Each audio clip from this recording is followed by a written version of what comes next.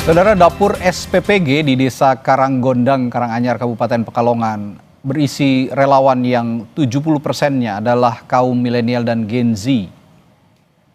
Salah satu Gen milenial, Darwini, yang juga menjadi koordinator pemorsian, menyatakan senang diberikan kesempatan untuk menjadi relawan di SPPG untuk memenuhi gizi anak-anak.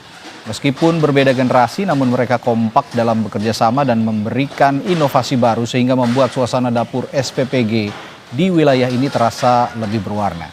Darwini juga menambahkan tidak pernah ada kendala bekerja dengan relawan yang umurnya jauh lebih muda darinya. Aku sebagai koordinator pemorsian. Tugasnya apa? Tugasnya itu memastikan tempat nasi dan tutupnya itu sudah tersedia. Terus juga memastikan bahan-bahan seperti nasi, susu, atau buah-buahan itu terpenuhi semua sampai dari pertama pemorsian sampai akhir itu nggak ada kekurangan. Kalau misalkan ada kekurangan, kita juga selalu sebelum selesai pemorsian kita sudah konfirmasi sama ahli gizi. Ya dinamikanya kita buat enjoy aja. Kalau saya kan udah ibu-ibu ya, pasti kita menyesuaikan aja sama yang Gen Z-nya itu biar kita itu sejalan, sepemikiran, dia juga biar kerjanya itu enak aja. Dan saudara, saat ini kita sudah bergabung dengan Kepala Badan Gizi Nasional, Dadan Hindayana, melalui sambungan virtual untuk membahas pemenuhan gizi anak Indonesia yang menjadi hak-hak anak-anak kita. Selamat sore Pak Dadan. Selamat sore Mas Resdi. Baik, Pak Dadan, kita bahas soal pemenuhan gizi. Saya mulai dari bagaimana Badan Gizi Nasional mendefinisikan makan bergizi dalam konteks pemenuhan gizi spesifik untuk anak Indonesia di berbagai rentang usia, Pak Dadan. Ya, tentu saja kita melakukan pemenuhan gizi dan disesuaikan dengan tahap perkembangan masing-masing penerima manfaat, dan itu disesuaikan dengan peraturan yang sudah dibuat oleh pemerintah, terutama Kementerian Kesehatan, di mana angka kecukupan gizi masing-masing tahap penerima manfaat harus terpenuhi. Yang kedua, tentu saja komposisi gizinya juga harus sesuai sehingga bisa dihasilkan menu dengan gizi seimbang, dan itu penting sekali, terutama dengan penerima manfaat mulai dari ibu hamil, ibu menyusui, anak balita, serta seluruh anak sekolah dari PAUD sampai tingkat SMA dan serta sekolah keagamaan lain. Dan ini penting untuk mengintervensi 1000 hari pertama, terutama untuk menghasilkan tingkat kecerdasan anak-anak. Dan kemudian ketika anak tumbuh secara fisik dari usia 8 sampai 18 tahun, kita harus penuhi juga angka kecukupan gizi dan komposisi gizi seimbangnya agar mereka bisa tumbuh dengan fisik yang kuat, ya, tubuh dengan tubuh tinggi yang optimal, sehingga kita bisa menghasilkan generasi mendatang yang cerdas karena 1000 hari pertamanya kita intervensi, dan pertumbuhan fisiknya juga optimal karena pada saat usia pertumbuhan kita intervensi dengan gizi seimbang. Oke, bicara kecerdasan anak, Pak Dadan, ini kita bicara juga aspek kognitif, kesehatan fisik, lalu produktivitas sang anak juga. Nah, dalam konteks pemenuhan gizi secara spesifik, bagaimana yang optimal melalui inisiatif ini berkontribusi langsung pada peningkatan kualitas sumber daya manusianya atau SDM di Indonesia di masa depan, termasuk yang saya sebutkan tadi dalam aspek kognitif, kesehatan fisik, dan juga produktivitas anak-anak? Ya, kecerdasan itu ada dua faktor, ya, faktor internal dan eksternal. Internal itu adalah genetik, itu juga penting. Tetapi kemudian genetik saja tidak cukup, karena pada dasarnya dia harus dipasok dengan nutrisi, komposisi gizi yang memungkinkan organ-organ berkembang dengan sangat baik, sehingga dia kemudian mendapatkan asupan yang memungkinkan dia bisa berkembang otaknya. Dan kecerdasan ini dibentuk utamanya pada 1000 hari pertama kehidupan. Oleh sebab itu maka kita selalu mengintervensi dan mengutamakan intervensi anak mulai dalam kandungan sampai dia 2 tahun di luar kandungan, dan ini kita fokuskan untuk menghasilkan anak-anak dengan generasi yang cerdas ke depan. Dan saya kira ini hal yang sangat penting. Setelah itu baru kita maintain mereka agar tetap mereka bisa fokus bisa memenuhi kebutuhan gizinya, bisa konsentrasi dengan baik, dan terutama ketika masa pertumbuhan kita sokong dengan gizi seimbang agar pertumbuhan fisiknya optimal. Oke, tadi Pak Dadan sudah sedikit menyinggung soal intervensi gizi, tapi intervensi gizi kunci apa yang menjadi prioritas utama dalam inisiatif ini Pak Dadan? Kelompok anak mana saja yang menjadi sasaran utama saat ini, dan bagaimana strategi penjangkauan untuk memastikan akses yang adil terhadap gizi yang baik, khususnya di daerah 3T ya, terdepan, terluar, tertinggal, Pak Dadan? Ya, Mas Radit harus tahu bahwa penduduk Indonesia yang masih tumbuh ya, masih 6 orang per menit, 3 juta per tahun, dan masih akan tumbuh mencapai 324 juta di tahun 2045. Nah, sekarang bukan masalah pertumbuhannya, tetapi berasal dari kelompok mana anak-anak ini berasal. Dan kita sudah tahu sekarang bahwa anak-anak ini mayoritas adalah lahir dari orang tua yang pendidikan rata-ratanya 9 tahun. Bahkan di Jawa Barat itu hanya 8,8 tahun, artinya rata-rata lulusan SD. Demikian juga di Jawa Tengah 8,01.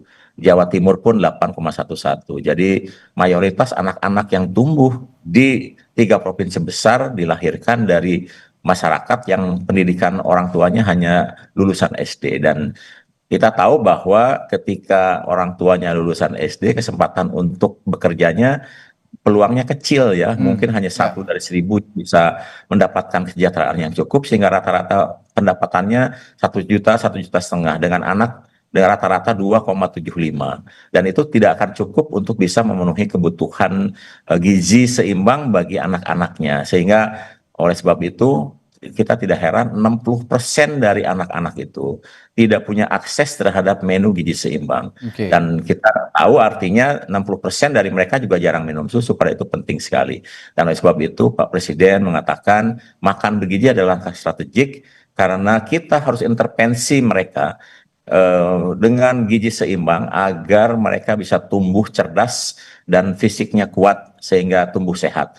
Dan kita tahu bahwa masa kecil yang sehat itu akan menjamin pada masa dewasa dia memiliki produktivitas tinggi dan memiliki kesempatan untuk menghasilkan pendapatan yang cukup untuk hidupnya. Dan ketika di masa tuanya produktif, masa dewasanya produktif, dipastikan dia akan menghasilkan generasi penerus yang jauh lebih baik dibandingkan ketika dia tumbuh.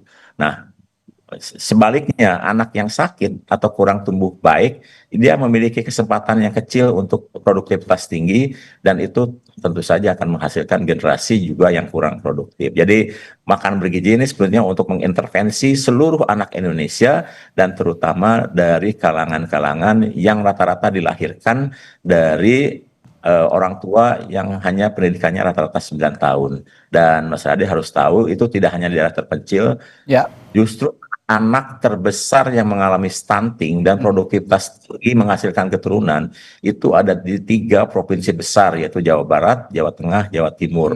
Sehingga tidak heran ada 2 juta stunting, anak-anak stunting dari 3 provinsi ini. Dan oleh sebab itu kita fokus mengerjakan di daerah aglomerasi terlebih dahulu, karena jumlah populasi terbesar di daerah ini. Nah, kemudian kita juga mengintervensi tentu saja di daerah terpencil, dengan jumlah yang SPPG yang kita bangun nanti daerah terpencil kurang lebih sekitar 8.200, dan itu populasinya kurang lebih tidak lebih dari 3 juta. Jadi yang 79 juta lebih itu ada di daerah aglomerasi, dan sebagian besar 60% ada di Pulau Jawa. Jadi kita memang sengaja kita kerjakan di daerah aglomerasi agar juga langkah kita terlihat masif dan juga dampaknya terlihat di masyarakat. Dan saya yakin bagi daerah-daerah yang sekarang sudah mengalami intervensi pemenuhan gizi, ada perkembangan yang lebih baik. Ya, justru fokusnya di wilayah aglomerasi dulu ya. Kalau ada anggapan di daerah tertinggal, justru malah di daerah-daerah aglomerasi dengan provinsi-provinsi besar justru yang banyak tingkat stuntingnya tinggi. Pak Dadan, begini, bicara soal masalah gizi, ini kan melibatkan banyak aspek ya, mulai dari pertanian, kesehatan, pendidikan, sosial, dan lain-lain. Bagaimana peran Badan Gizi Nasional ini membangun sinergi dan kolaborasi efektif dengan kementerian, lembaga terkait, sektor swasta, organisasi masyarakat sipil untuk juga mengoptimalkan jangkauan program? Karena selama ini juga publik menganggap kan terkesannya masih bekerja sendiri-sendiri. Tapi tahan dulu, jangan dijawab dulu Pak Dadan. Kami akan tanyakan itu setelah jeda di Sapa Indonesia Malam sesaat lagi. Tetaplah bersama kami.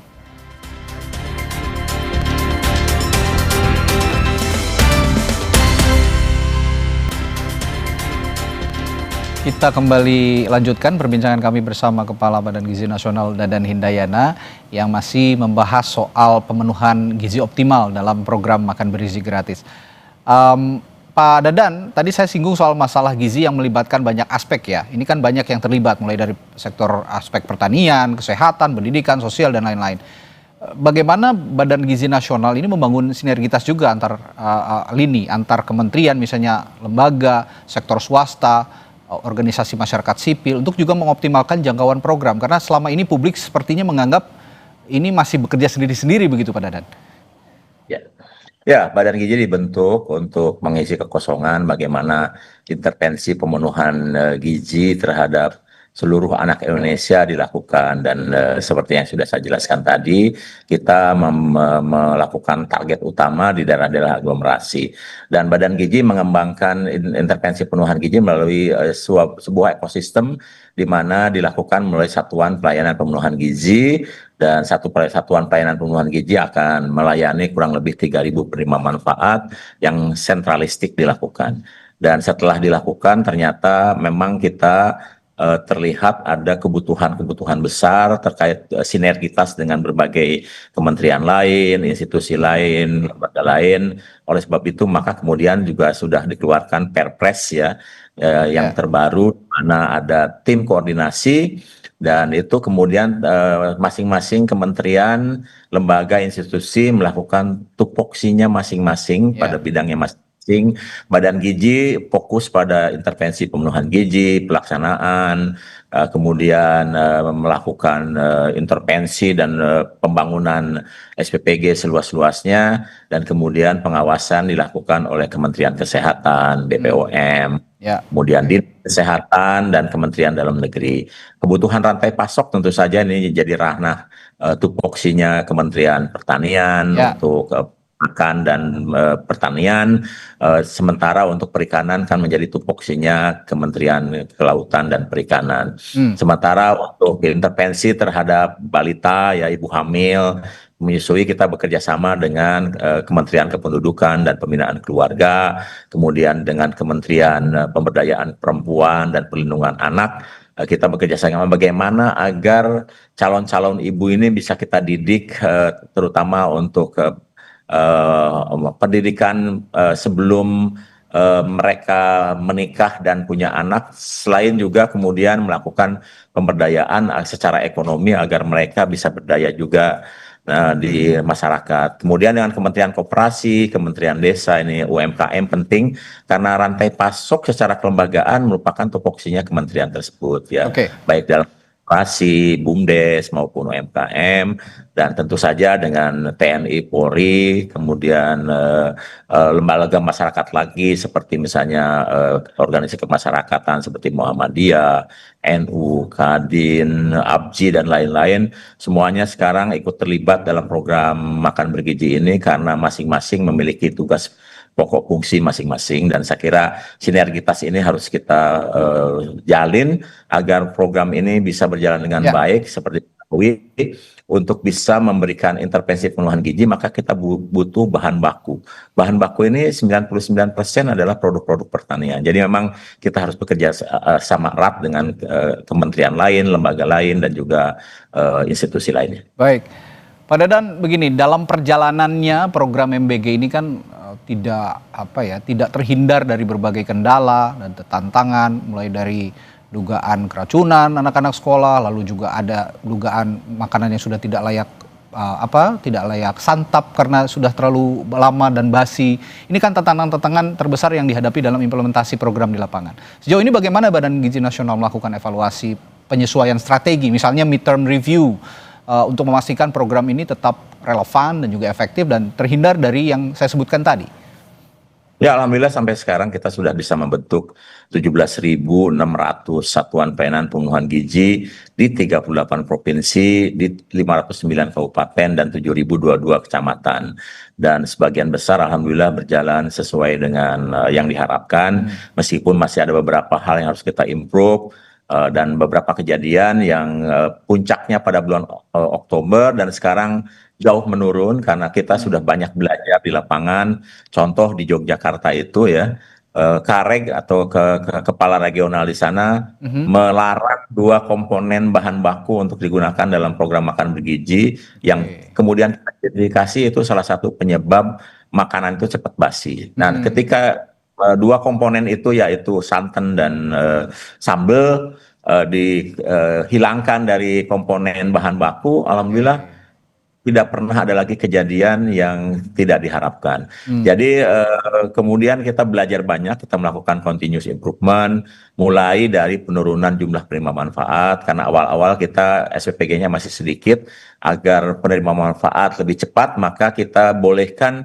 setiap SPPG melayani 4.000. Nah sekarang kita batasi maksimal 3.000, itu pun kalau memiliki juru masak yang terampil. Kalau tidak memiliki juru masak yang terampil itu hanya boleh 2.500.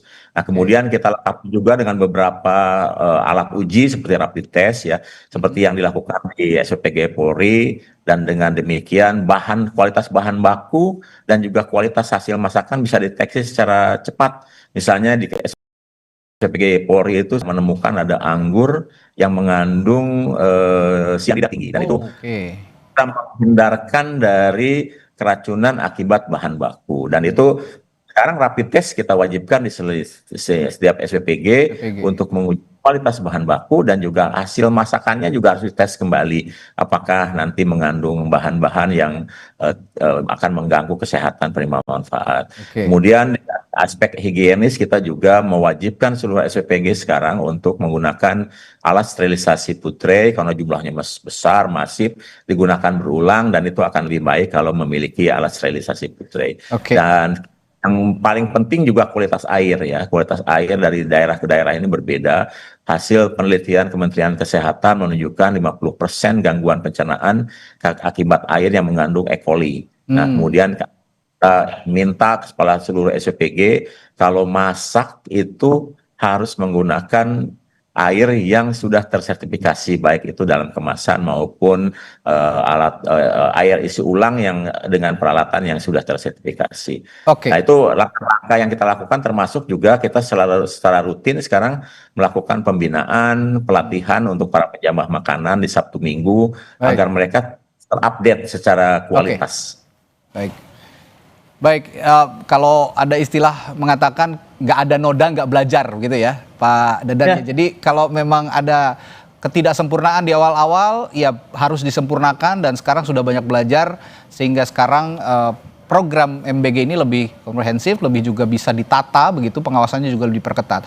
Kalau begitu terakhir begini Pak Dadan, strategi spesifik yang harus dicapai dalam 1 tahun hingga 2 tahun ke depan. Kalau ini kan tahun pertama banyak permasalahan, itu masih bisa dianggap wajar. Tapi kalau tahun kedua masih ada permasalahan, nah ini harus dipertanyakan. Makanya harus ada target-target yang harus dipenuhi, pemenuhan gizi anak, lalu langkah-langkah inovatif yang harus diambil. Kira-kira apa yang akan diambil untuk mengakselerasi pencapaian target-target itu, Pak Dadan? Ya, kita sekarang paralel untuk mempercepat penambahan jumlah penerima manfaat dengan penambahan jumlah satuan pelayanan pemenuhan gizi. Secara paralel kita melakukan grading atau assessment terhadap satuan pelayanan pemenuhan gizi dengan bekerja sama dengan ID Survey. Seluruh SPPG yang ada ini sekarang sudah dievaluasi dan kemudian diakses apakah kualitasnya masuk ke grade A, grade B, grade C, dan sudah dilakukan.